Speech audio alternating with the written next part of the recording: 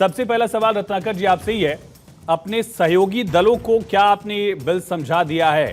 क्यों चंद्रबाबू नायडू को कहना पड़ा कि हम वक्फ की संपत्तियों का सुरक्षा करेंगे, हम उसको सुरक्षित रखेंगे? देखिए, सबसे पहले तो मैं यही कहना चाहूंगा कि वक्फ संशोधन बिल जो ला रही है सरकार, उसके बारे में सारे लोग जरा ध्यान से उसको पढ़ें और समझने की कोशिश करें। चंद्रबाबू नायडू ने जो कहा है वो बिल्कुल सही कहा है। चंद्रबाबू नायडू ने यही कहा है कि वक्फ की संपत्तियों को कोई नुकसान नहीं करेगी सरकार। और ये संशोधन में भी कहीं ऐसा कुछ नहीं है कि हम वक्फ बोर्ड को ही खत्म कर रहे हैं या वक्फ की संपत्तियां हम छीन रहे हैं। ये क्या बरगलाने की कोशिश कर रहे हैं यहाँ पे बैठ कर के लोग कि वक्फ संशोधन बिल नहीं हो करके ये संपत्ति छीनने का बिल हो गया, जैसा कि इन्होंने बरगलाया सीए में यही न कहा इन लोगों ने कि आपकी नागरिकता चली जाएगी, आपके मौलिक अधिकार छीन लिए जाएंगे। हुआ क्या? कुछ सीए इस देश में भी लागू हुआ और किसी की नागरिकता गई क्या? बल्कि जो विदेश में बैठे हमारे अल्पसंख्यक भाई थे उनको नागरिकता देने का काम किया गया। और यही देखिए आयुष जी इस बार भी किया जा रहा है। वक्फ बोर्ड जो बना था उसका उद्देश्य यही था कि गरीब बेवाओं, मजलूमों, यतीमों को हक दिलाने के लिए, उनको सहायता प्रदान करने के लिए यह वक्फ बोर्ड का गठन किया गया।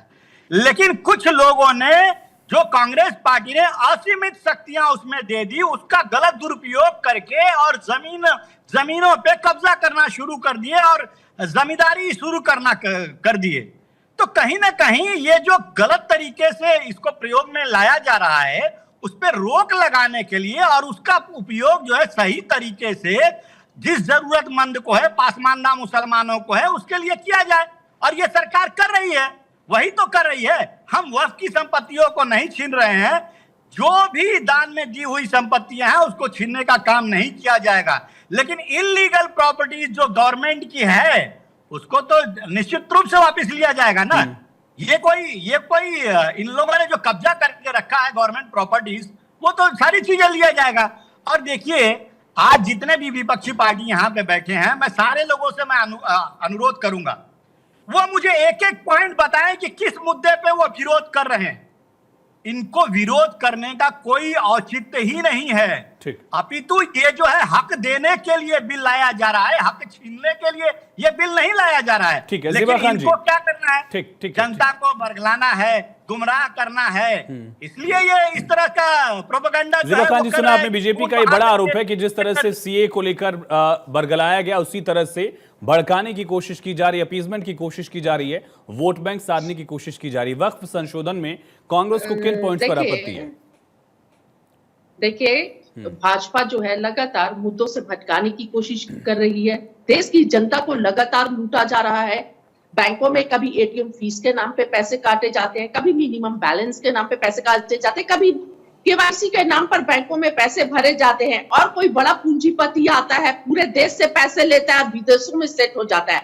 और देश में बहुत सारे मुद्दे हैं, जैसे बेरोजगारी है, भूखमरी है, युवा बेरोजगार है, जो सबसे दहकता हुआ मुद्दा है। इन सभी मुद्दों से भटकाने के लिए वक्फ बोर्ड बिल को लाया जा रहा है और इस पर चर्चा की जा रही है, इसको मुद्दा बनाकर, ताकि जो देश की जनता है इनसे सही मुद्दों पर सवाल न कर सके। देखिए, मैं ये बोली हूँ, देश में सरकार के पास काम करने के लिए और विकास करने के लिए मुद्दों की कमी नहीं है, लेकिन सरकार सिर्फ उलझाना चाहती है और मुद्दों से डाइवर्ट करना चाहती है। सुनियोजित तरह का चाल है। कांग्रेस की सरकारों ने भी वक्फ को संशोधित किया है। 2013 में जब आपकी मनमोहन सिंह की सरकार थी तभी संशोधन हुआ, नरसिम्हा राव की सरकार में भी हुआ। देखिए, कांग्रेस की सरकार, मनमोहन सिंह जी की सरकार जो संशोधन करती थी वो फायदे के लिए करती थी, वक्फ में सुधार के लिए करती थी। लेकिन भारतीय जनता पार्टी के नियत और इनकी क्या सोच है, उससे पूरा देश कोई भी अछूता नहीं है। ये सिर्फ एक तानाशाही है। किन पॉइंट्स पर आपको आपत्ति है ज़िबा जी? कांग्रेस को आपत्ति है? मुझे हम कांग्रेस को क्या, आप हर जनता को आपत्ति है, सिर्फ कांग्रेस पार्टी को नहीं, जनता, आम जनता को, जनता की आपत्तियों को कांग्रेस रिप्रेजेंट कर रही है। मुसलमान को भी आपत्ति है भारतीय जनता पार्टी के टीका टिप्पणी करने पर, कानून बनाने पर और किस तरह डीएम को इंट्रोड्यूस कर रहे हैं, इन सभी पर। आगे बस एक ही मकसद है, जो वक्त आएगा तो आप भी देखिएगा, कि वक्फ के जमीनों को हड़प लेगी सरकार और वक्फ को कमजोर और खत्म कर देना मकसद है, ना कि भला करना। ये हमें पता है। ये ठीक वैसे ही है जो जैसे 3 काले कानून ला रही थी सरकार किसानों के वो फायदा पहुंचाने के लिए, लेकिन किसानों को पता था कि उनका फायदा 3 काले कानून में नहीं है, इसमें फायदा सरकार का है और सरकार के मित्रों का है। इसी तरह वक्फ कानून में भी नुक्ताचीनी से इसमें वक्फ के और जो गरीब मुसलमान है जिनकी प्रॉपर्टी वक्फ की प्रॉपर्टी से जिनको फायदा होता है उनका कोई फायदा नहीं है। ये सीधे भाजपा का तानाशाही है और सरकार हड़पना चाहती है। ठीक है कपिश भाई, समाजवादी पार्टी को ऐसा क्यों लग रहा है कि इस मुद्दे पर कुर्बानियों की भी जरूरत पड़ जाएगी? धर्मेंद्र यादव ने कहा कि जो कुछ भी लगेगा हम लगाएंगे, अखिलेश यादव को जो भी झेलना पड़ा हम करेंगे। ऐसा क्यों लग रहा है समाजवादी पार्टी को? कपिश जी। आयुष भाई, एक बात तो बहुत स्पष्ट है, अगर आप कानून लेकर के आ रहे हैं तो उस कानून का ड्राफ्ट को आपको पब्लिक डोमेन में रखना चाहिए।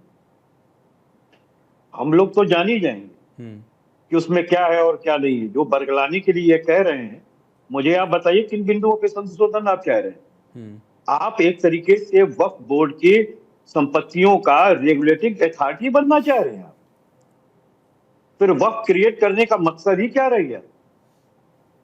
जो 2 तरीके से वक्फ जो है वो पेश की जाती है, एक परमार्थ के कार्य के लिए और एक धर्मार्थ कार्य के लिए। उसको रेगुलेट करने के लिए मुस्लिम्स के अलावा उसमें हिंदुओं की क्या आवश्यकता है? अन्य धर्म के लोगों को भी आप बोर्ड में रखेंगे क्यों? जिला अधिकारी को पुनरीक्षण का अधिकार होगा, वो रिवोक करने की भी क्षमता रखेगा क्यों? जो ये कह रहे हैं कि वक्फ को जहां होता है वही कह देते हैं कि ये हमारी संपत्ति, इसको बेवकूफ बना रहे हैं। भू बंदोबस्त अधिनियम लागू हुआ सन 1952 में।